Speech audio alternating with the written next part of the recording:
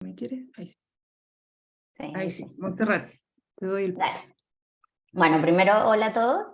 Mi nombre, como dijo ahí Marisol, es Montserrat Peralta. Todos me dicen Monse, así que díganme Monse nomás.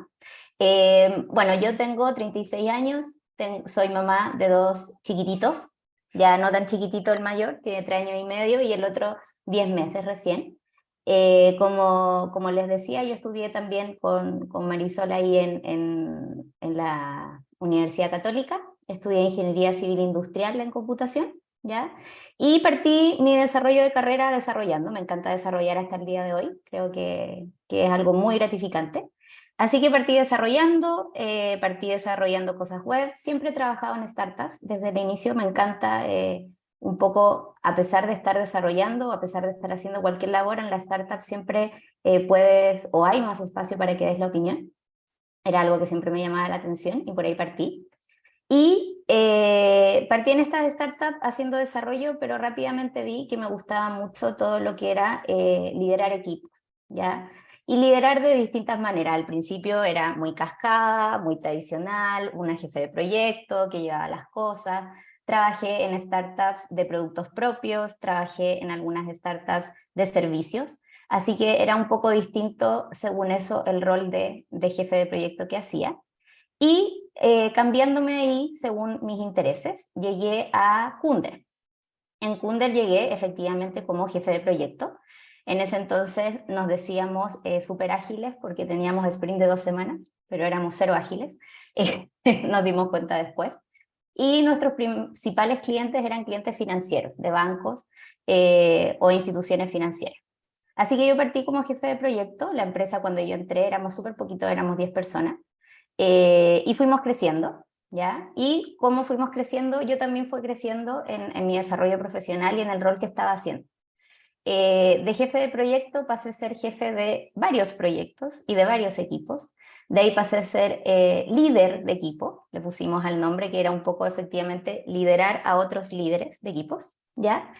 Y estando en eso y estando en todo esto de llevar un poco el cómo hacíamos las cosas, el cómo estábamos desarrollando los productos para nuestros clientes, para hacerlo de la mejor manera, es que se me da la oportunidad de asumir como gerente de operaciones o COO, ¿ya? Vino un poco porque el que en ese entonces ocupaba el puesto, era uno de los fundadores, quería tomar otro rumbo, más hacia la innovación, más hacia otras cosas, y necesitaban a alguien que lo llenara. Cuando a mí me lo ofrecieron, yo fui súper honesta, nunca había escuchado el nombre, nunca había sido un rol al que yo quisiera aspirar. Como les decía, en general me gustaba mucho liderar equipos, pero no iba más allá de eso, ni lo había pensado. Y gracias a las condiciones, a cómo era la empresa, me aceptaron tomar el rol, pero que yo pudiera aprender haciendo el mismo rol. ¿Ya? En ese sentido me dieron la oportunidad de, si bien tener ya el nombre de gerente de operaciones, ir entendiendo lo que hacía en el día a día, ir desarrollándolo un poco en el mismo tiempo. ¿Ya? Y ahí partió un poco yo descubrir lo que era este rol de gerente de operaciones en una empresa tecnológica, porque eso sí es muy importante. Un gerente de operaciones de un banco, un gerente de operaciones de otra institución es muy distinto a lo que yo hacía en Kunder. Pero en tecnología y en esta empresa que se dedicaba principalmente a desarrollar servicios tecnológicos para otras empresas, el rol del CEO y lo que yo hacía iba por 2 lados. Uno, iba mucho en todo lo que era la conformación de los equipos, que era un trabajo muy entretenido. Siempre mi trabajo estaba full con el CTO, obviamente, porque teníamos que ir muy de la mano en cuanto a las tecnologías que estábamos usando, a los estándares de desarrollo que definía el CTO, a cómo armábamos los equipos, cuáles eran los mejores perfiles, las mejores personas, las mejores experiencias que podíamos juntar para que un proyecto determinado saliera adelante, ¿ya? Y la segunda patita del rol, y como gran responsabilidad, era en cuanto a los procesos de desarrollo del producto o del servicio, ¿ya?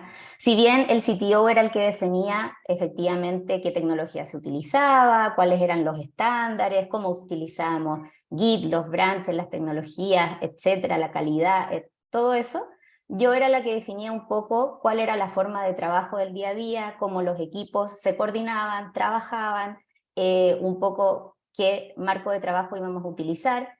Me tocó algo muy bonito que fue llevar a cabo toda la transformación hacia la agilidad de la empresa.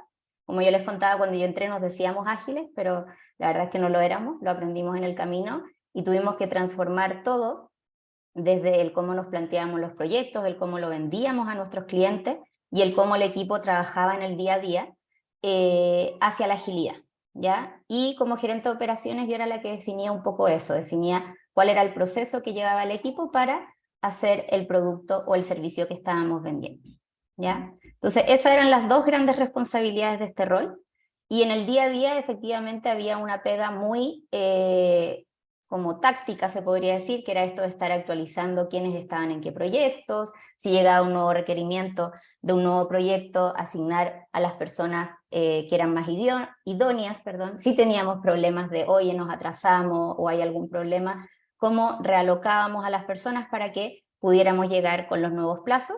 Y por otro, estaba todo esto más estratégico, que era definir bien cómo podíamos cada día hacer mejor y ser más eficientes en lo que hacíamos, ¿ya? Y como eran procesos tecnológicos, iba muy de acuerdo a lo que yo estudié y obviamente lo que me gusta. Por eso les decía que es muy distinto ser gerente de operaciones en una empresa tecnológica que en cualquier otra empresa, porque yo de procesos generales, no es que sepa mucho, pero sí de procesos orientados a la tecnología, ¿ya?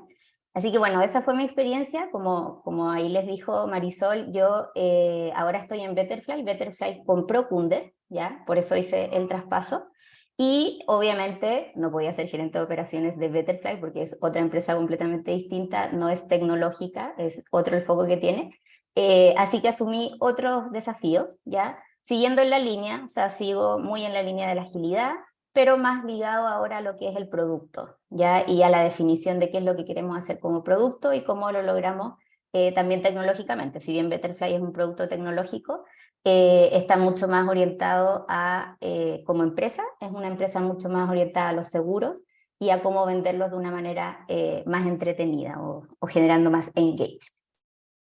Ese es como lo general. No sé ahí, Marisol, si está bien, si quieres que ahonden algo más. Yo tengo varias preguntas en el Dale. chat también, puse ahí que anoten lo que quieren, y podemos habilitar los micrófonos también si quisieran. Te voy a preguntar, ¿en qué como cosa concreta ves la diferencia entre lo que hacías antes en Kunder y lo que haces ahora como producto en Betterfly? ¿Qué cambió? ¿Sigues viendo los equipos o eso ya lo ve otra persona? ¿Cómo? Sí, no, lo que pasa es que, bueno, Betterfly primero estamos recién impulsando todo lo que es la agilidad y todo lo que son los procesos y tener un estándar un poquito más de proceso de desarrollo de producto, ¿ya? Por ende, hoy día estaba todo mucho más enfocado, y pasa en muchas empresas de tecnología, hacia el CTO y cuáles son los estándares muy de desarrollo, pero no tanto de qué procesos se llevan para hacer el producto, ¿ya?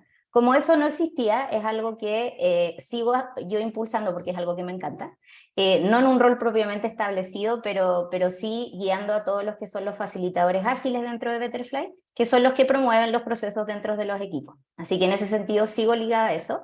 Ya no tengo que ver con la planificación, y eso lo hacen los directores de tecnología, un poco de qué personas están en qué equipos, ¿ya? Y como he estado más, esa parte ya no la tengo, me he estado yendo más a definir un poco una de todas las líneas del producto, ¿ya? Si bien está el CPO, que es el que define el producto propiamente tal como Betterfly, yo estoy viendo una línea, y como me encanta la tecnología, estoy viendo la línea más de plataformas, que es todos los servicios que tenemos que hacer para que todas las experiencias hacia los usuarios finales estén funcionando. Entonces, un poco sigo con lo que hacía antes en cuanto a procesos, pero toda la parte de conformación de equipos no, quedó en el área de tecnología ahora en Betterfly, y yo estoy más enfocada sí en llevar a este grupo de plataformas para hacer el producto que queremos del Betterfly del futuro, obviamente. Y cuando estabas viendo la parte de los equipos en Kunder, tú hablabas que tenías que encargarte como de los procesos, cómo se coordinaban, cómo se desarrollaba. ¿Eso era todo igual para todos los equipos o cambiaba dependiendo del proyecto?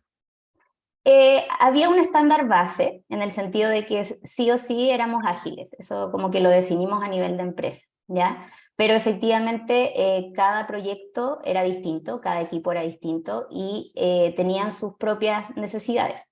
Con eso, obviamente, uno elegía qué marco de la agilidad íbamos a utilizar.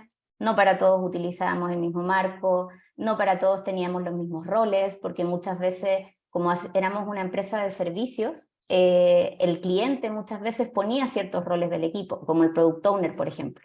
Entonces eso hacía que cambiara la dinámica, cambiaran las coordinaciones, cómo incluíamos al cliente adentro. Entonces, si bien había algo base con el que partíamos todos los proyectos, sí teníamos ciertos matices dependiendo de cada uno.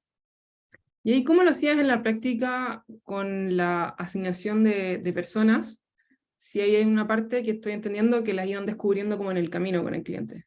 Sí. Mira, en general lo que hacíamos era, lo fuimos aprendiendo con la experiencia. Teníamos como tipos de proyecto, ¿ya?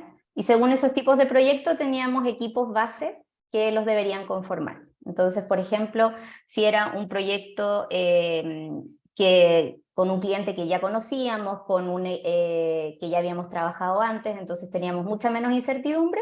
El equipo era un equipo base y utilizábamos algo Kanban simple porque sabíamos y la incertidumbre era muy baja.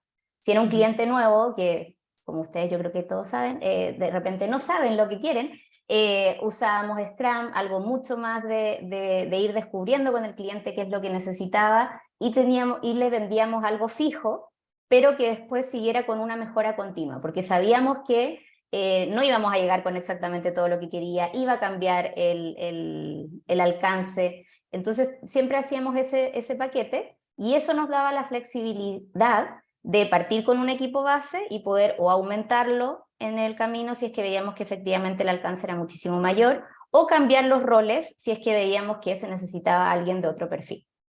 Entonces esa fue como un poco la estrategia que utilizamos y como les decía, cambió incluso la forma en que vendíamos nuestros proyectos, pero ya no podíamos vender horas o un proyecto como llave en mano que se conoce, si queríamos ser realmente ágiles, sino que teníamos que tener algo que por un lado le diera seguridad a nuestros clientes de contratarnos y por otro lado nos dejara ser ágiles en lo que estábamos haciendo y no amarrarnos la soga al cuello de qué era lo que íbamos a entregar.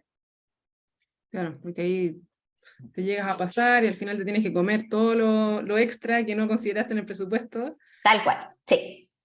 Qué gran dolor. Hoy te voy a hacer una pregunta más antes de pasar las preguntas al público, y si el público no tiene más preguntas, yo tengo hartas más.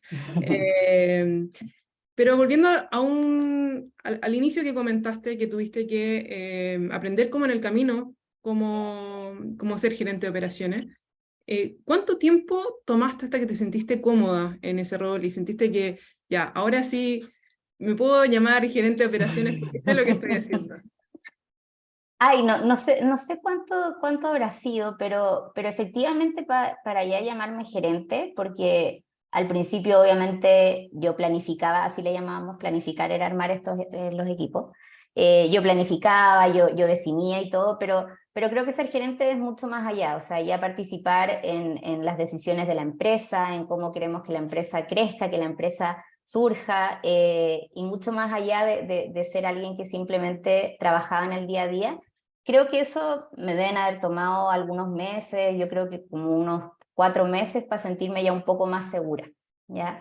Pero siempre también lo entretenido de estar en una startup es que uno va creciendo con la empresa. Entonces, si bien yo por casi los últimos 4 años que estuve en Kunder tuve siempre el mismo rol de gerente de operaciones, mi rol fue cambiando mucho en esos mismos 4 años, en el sentido de que partimos siendo muy chicos a ser más de 100 personas, con clientes muy grandes, con más de, ya no me acuerdo cuántos proyectos hacíamos al mismo tiempo, pero sé que eran hartos. Entonces, también el rol, si bien tenía siempre las mismas responsabilidades, iban cambiando, los equipos que yo tenía a cargo también cambiaron mucho. Obviamente yo ya no era la que veía todos los equipos, sino que habían otros que me ayudaban a ver ciertos grupos de equipos y así. Entonces eso también fue muy entretenido porque aunque no tuve un cambio de rol o de nombre, sí en las responsabilidades, por el número de personas que tenía a cargo mío, por la cantidad de proyectos que veíamos y por la magnitud también de los proyectos que estábamos haciendo. Así que nunca me sentí 100% segura, por así decirlo, porque siempre venía un nuevo desafío y una nueva cosa que tenía que aprender, porque la empresa iba creciendo y iba a cambiar.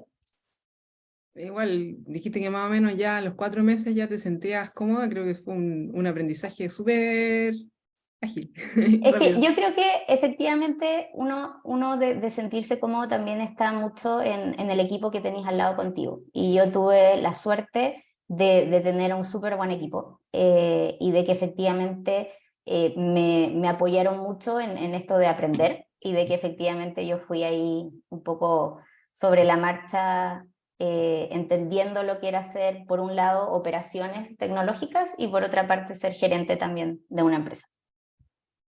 Súper. Y voy a pasar a una de las preguntas que pusieron en el chat. ¿Qué dice Federico? Hoy en día existen muchas startups, plataformas para aprender sobre distintos temas del mundo startup. VForge, Product Hacker, Platzi, Levagon, etc. Dice, ¿hay alguna que tú recomiendes para aprender de operaciones? ¿Te apoyaste con alguna herramienta externa? Más que una herramienta propiamente tal, sí me apoyé con hartos libros, con harta también, ¿Alguno que más que, recomiendes? mira, no podría recomendar uno en particular porque sacaba como distintas cosas de distintos, pero más del tema de operaciones creo que lo importante es el liderazgo y creo que el tema de liderazgo para cualquier cargo de gerencia o de C-level es demasiado importante, ¿ya? Y ya las operaciones, o lo más técnico en este caso, que era lo que yo hacía, va a depender mucho de cómo quieran hacer las operaciones. En mi caso, yo me fui por la agilidad, hay otros casos que obviamente se pueden ir por otros, no siempre la agilidad va a ser lo que apoya. Y en agilidad, la verdad es que más allá de tanta literatura, hay poca, porque la agilidad como que es bastante simple, lo complejo es llevarla a cabo. Entonces, en eso yo me apoyé mucho de casos, de cómo se hacen en otras empresas, de cómo se solucionaba esta agilidad aplicada. Entonces, por eso que no les recomiendo uno, porque en cuanto a operaciones, como les decía, en la parte tecnológica va a depender mucho de hacia dónde se quieran ir, ¿ya? Pero en marcos de trabajo hay infinito, y como les digo, en agilidad, más allá de la teoría, es la aplicación. Yo creo que eso es lo más importante. Abro el micrófono para alguien que quiera comentar, o si quieren hablarlo por el chat, yo hago la pregunta. Ahora sí, pueden habilitar el micrófono, perdón, no les había dado el permiso. Constanza, ¿quieres hacer la pregunta por micrófono? Ahora leo yo. Dice, ¿algún consejo para Ahora definir? sí, Ah, ahora ya, estoy dale, ya. Constanza. Sí, no, Monse, o sea, gracias también por contar un poco más allá de tu experiencia. Claro, a mí me pasa, te diría pedir algún consejo para definir y planificar en el fondo lo que es un producto de software hoy en día cuando hay harta incertidumbre, sobre todo en startup, aprovechando tu experiencia en startup, que ahora igual estoy en una startup, entonces, claro, y estamos en todo este proceso en donde se trata mucho también de ir creando y todo, y somos un equipo reducido, y también cómo ir agregándole valor al cliente, y también esa certeza y confianza, ganarnos la confianza del cliente, mientras de la mano también estamos desarrollando, o sea, igual y buscando y explorando cuáles son las mejores formas de desarrollar el producto. Sí. A ver, yo creo que cuando hay mucha incertidumbre, yo creo que ahí sí la agilidad es la mejor aliada. Y en la agilidad, dentro de todo, lo que nosotros encontramos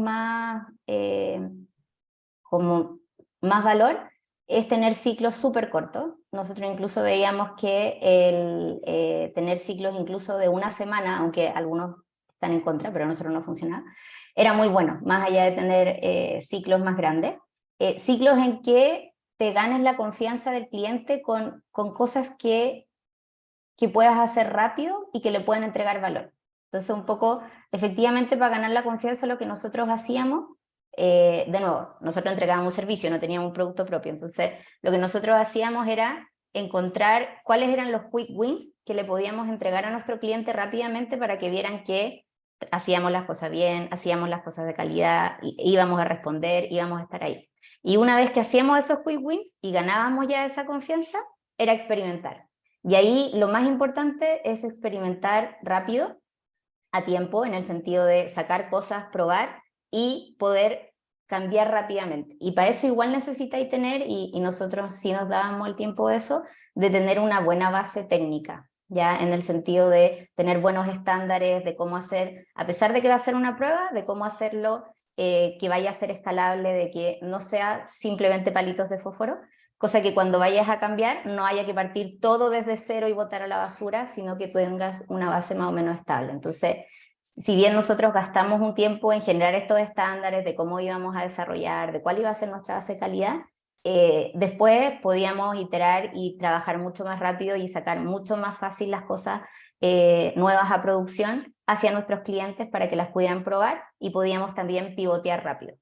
Y ahí otro gran consejo es el apoyo 100% de los diseñadores, más allá del diseño gráfico, sino que todo lo que es la experiencia de usuario. Creo que es muy, muy importante y tienen que estar ahí desde el minuto 1, porque te permiten testear también mucho más rápido sin tener que gastar tanto en código o tanto en desarrollo. Y si son buenos, generan algo súper entretenido y que le podéis mostrar al cliente con muy poco esfuerzo, ideas para efectivamente ver si es lo que quiere, y si no, poder pivotear más rápido y tener el espacio para hacer las cosas bien, tener los estándares y dejar todo como base bien hecha mientras le estás mostrando cosas hechas por los diseñadores. ¿Eso es tipo Figma? Como Figma, como Maze también hacíamos nosotros, pero tener ya demos como ojalá lo más robustos posible, a pesar de que por detrás de desarrollo tuvieran lo mismo. ¿Más preguntas?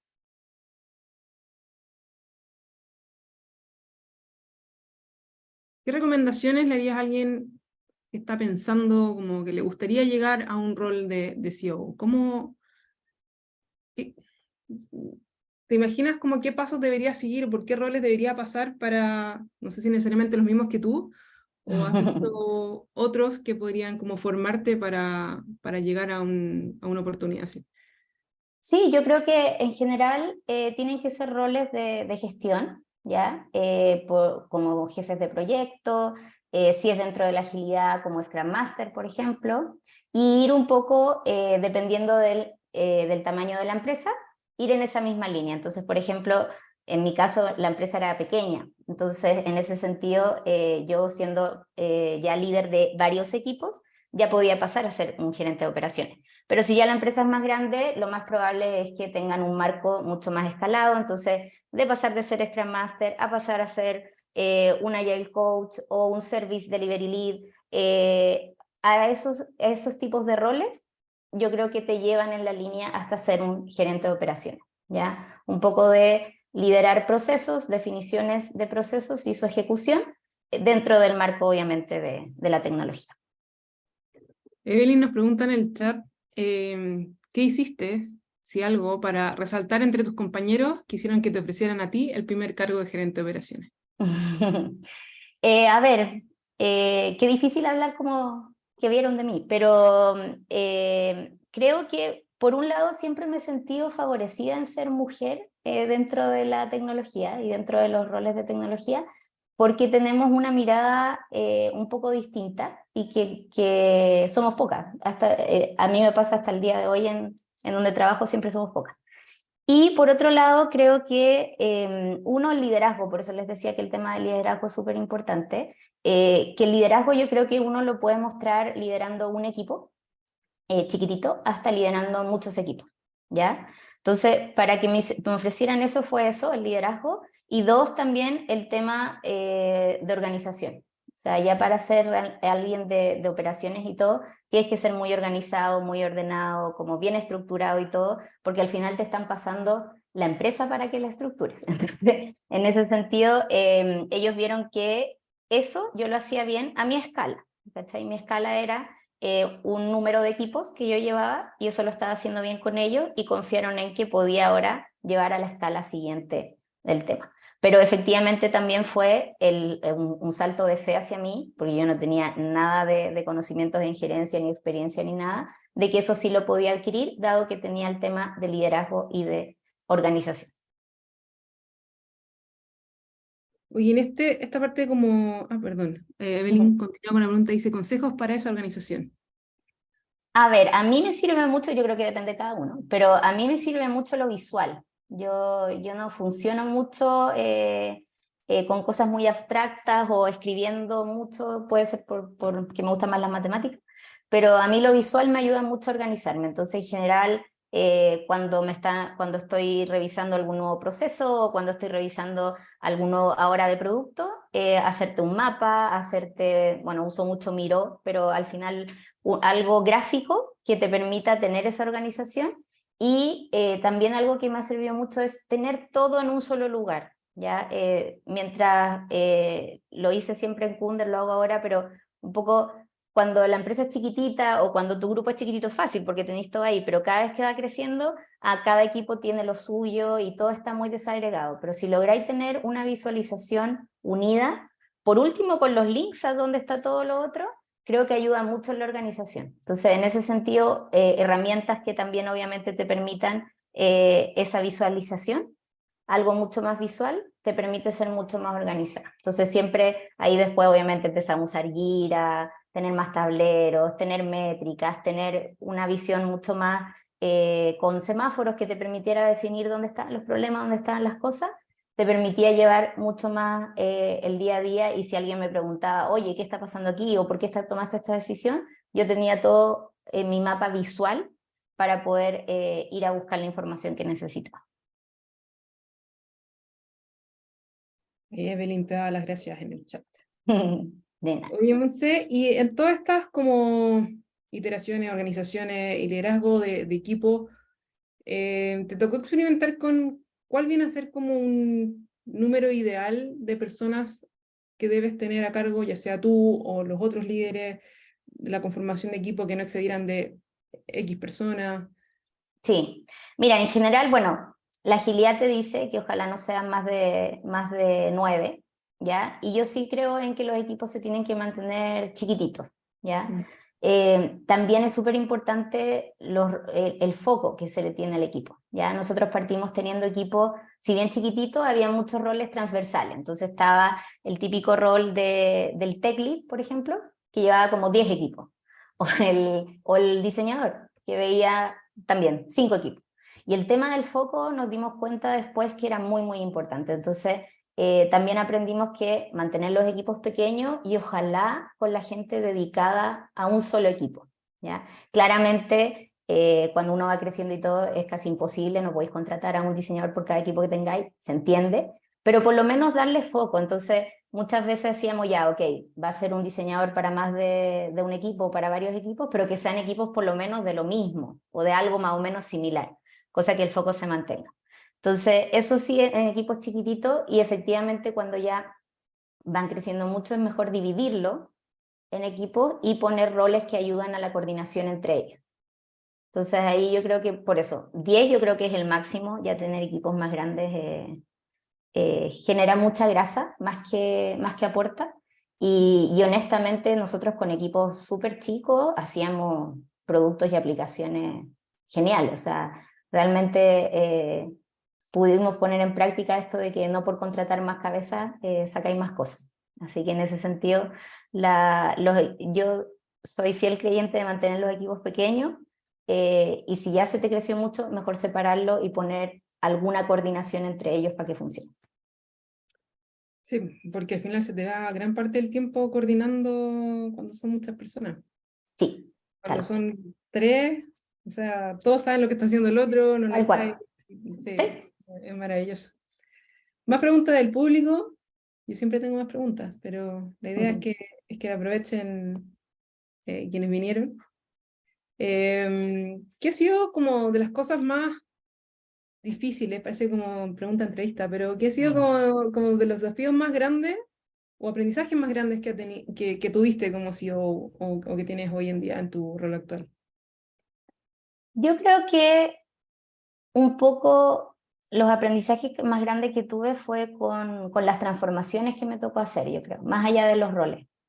La transformación hacia la agilidad me dejó mucho aprendizaje de efectivamente tener que llevar a la práctica algo que en la teoría suena muy bonito, te genera mucho aprendizaje. Y yo creo que lo que más aprendí ahí fue tratar con el cómo cambiar a las personas en el mindset.